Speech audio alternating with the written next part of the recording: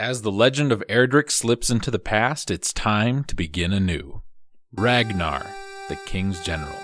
Elena, the princess. Tulun, the merchant. Nara and Mara, the dancer and the fortune teller. A hero. Fulfill a prophecy. Is this your destiny? Experience this epic multi-quest RPG.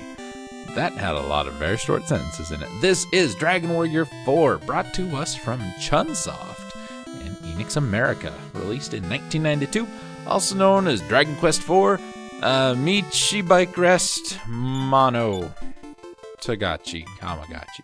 Words. Yes, that's the one we like. Words. Fourth installment of the Dragon Quest video game series, and the first of the initial series to not be part of the legend or the legacy or the story of Erdrick. You know, we had the first game, which was the middle of the three in the story, the second game, which was the end of the story, and the third game, which was the prequel to the story. Yeah, take that, George Lucas. You can confuse people with your things. Try this. This was the last game localized and published by Enix America. It was closed in 1995, as well as the last Dragon Quest game to be localized into English prior to the localization of Dragon Warrior Monsters. The game was remade by Heartbeat for the PlayStation, which eventually was available as an Ultimate Hits title. This was followed by a second remake adopted by Piazza? Arte? I don't know. For the DS, remake was released in Australia, blah, blah. Version of the game is for Android and iOS, blah, blah, blah. That's actually, might be here now, winter of 2013. That's right, you can play Dragon Quest IV on like 8 different consoles now. Isn't that great? Also, I see Cattle Call listed as a developer of the NDS game. Anyway, Dragon Quest IV differs from the rest of the series by breaking up the game into 5 distinct chapters, each of which focuses on a different protagonist or protagonists. The first 4 are told from the perspective of the hero's future companions, and the 5th one from the hero's perspective, and it brings all the characters together as they start their journey to save the world. The PlayStation remake adds a 6th chapter, which is retained in the DS remake. In that one, you get to play as Random Guy, who does random things and is not related to anything at all. Of course, I may have made that part up because it's ridiculous. Dragon Quest IV offered several new features over the first 3 titles, while carrying on many of those introduced in the previous games.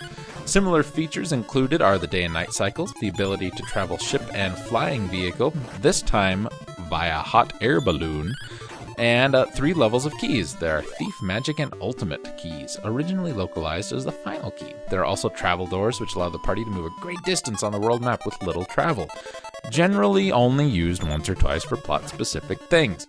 Unlike the hero in Dragon Warrior 3, the hero of Dragon Quest IV is not required to be in the party at all once the wagon becomes available. Despite this, the hero is again the character that possesses the most powerful healing and attack spells. Many spells, weapons, and armor, and shops, including the vault and bank, function the same as in the past games. In addition to the new chapter-based storylines, an AI system called Tactics was implemented that allowed the player to provide strategies to the party members, who all become NPCs in the final chapter, while maintaining full control of the hero. Dragon Quest V, Hand of the Heavenly Bride, and Dragon Quest VI, Realms of a Revelation, and the remakes of 4 allow tactics to be set for the characters individually, rather than using one tactics mode for all the characters, as well as including the Follow Orders tactics mode, which means all the other characters can be controlled manually. This tactics system is seen as the precursor to Final Fantasy XII's Gambits system. That is a dumb name. The wagon, first introduced in this game, allows the player to choose which characters are used in battle. The wagon can also be seen in Dragon Quest V, being pulled by Rubberlegs the horse, and Dragon Quest VI. The first casino appears in this installment as a place to play several minigames like the slot machine, poker, and the monster betting, which was introduced in Dragon Warrior 3, using tokens that you can trade for special items. Searching drawers and inside of jars was first introduced in this game as a means to find items. Small medals, later mini medals, were introduced as a new item to search for and trade for special unique items from a secluded king. Saving the game was made easier by allowing one to save the game in a house of healing rather than talking to a king. Also, the save, Confessions in the DS Remake, and EXP point up to the next level, Divination in the DS Remake, are now separate commands. Returning to the format of the original North American Dragon Warrior, programmers allowed users to open a door using a command appearing at the top-leveled menu, rather than requiring users to search through various characters' inventories for the key as in some previous games. The only requirement was that at least one character in the party needed to have the appropriate key in his or her inventory. Since this command was added, an unlocked door was added in this game, as well as large castle doors. However, this command was eliminated in later games and the remake, in which doors can be opened by attempting to walk through them. What? Having to open doors manually is what made this game great. Sorry. Got a little emotional. In the original version, the game is divided into 5 chapters. The first 4 provide backstory for the hero's party members, while the 5th allows the hero himself to meet up with the other characters. Chapter 1 begins when a knight from Burland rescues abducted children from monsters. He discovers a plot to kill the legendary hero and sets out on a quest to protect him. Chapter 2 follows the tomboyish Princess Elena and her 2 friends as they try to prove their strength. Chapter 3 follows a merchant named Torneko, or Taloon, as he establishes a thriving business in Endor. Chapter 4 follows Maya and Mina, or Maya and Naya, 2 sisters seeking revenge for their murdered father. Chapter 5 follows the game's protagonist, known as the Hero. It begins in the hero's hometown, where it is attacked by monsters led by Sorrow, the Manslayer. That's what it says. That is not really how it goes. In the NES version, though, the hero manages to escape and is joined by the main characters of the party in the previous chapter. Together, they go through and find out the ruler of evil has awakened and decide to travel to his palace to defeat him. There you go. The PlayStation and DS remakes introduce a 6th chapter. This chapter focuses on the heroes working with Sorrow to avenge the death of Rose and finally put the world back in order. Throughout this chapter, Rose is revived and the party is able to defeat her true killer, the Dark Priest Aamon.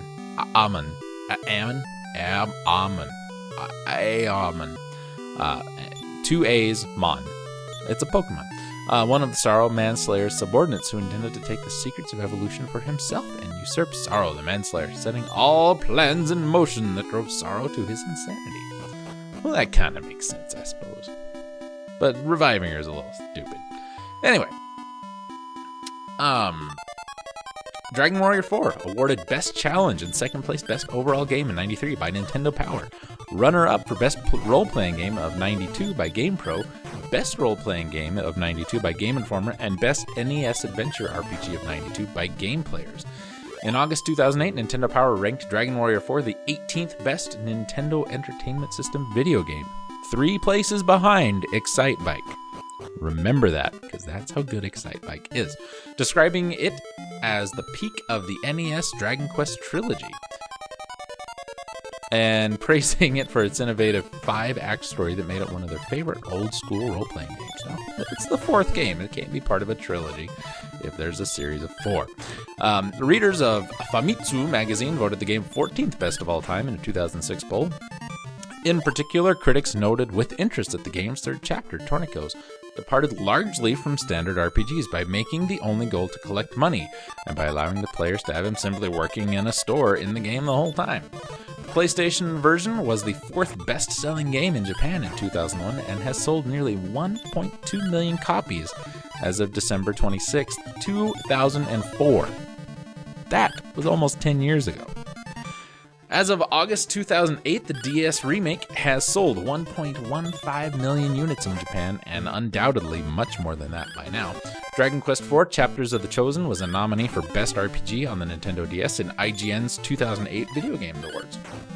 The game has sold 1.4 million copies worldwide as of 2009. Critics pointed out that the game may feel outdated, especially to players not accustomed to Dragon Quest games, but that some of the characters, such as Ragnar, make the game stand out with recent JRPGs. Ragnar McRyan is in no way a character designed off the back of some intense Japanese schoolgirl demographic focus testing, wrote Eurogamer.net's Simon Parkin. Anyway, this was the first game to spawn a spin-off. Taloon got his own game, Taloon's Great Adventure, a roguelike and random dungeon game produced by Enix and Square Enix and developed by Chunsoft. The success of the games later inspired the creation of the Mystery Dungeon series. Ragnar, Healy, and Tornico, or Taloon, all appear as cameos in a later game, Dragon Quest VIII Journey of the Cursed King in the Monster Arena. Taloon later cameos in Dragon Quest Yangus as a merchant. And you know what? This is probably the best Dragon Warrior on the NES, but it's not my favorite. I think 3 was a little more charming. It doesn't look as good. It's not quite as, but personally, I liked 3 a lot, but this is a very, very fun game and very much worth the play. Should be mentioned that they kind of added dialect to the DS version. So if you're not a big fan of trying to decipher what someone is saying by having to say it out loud a couple of times, you should probably avoid that one.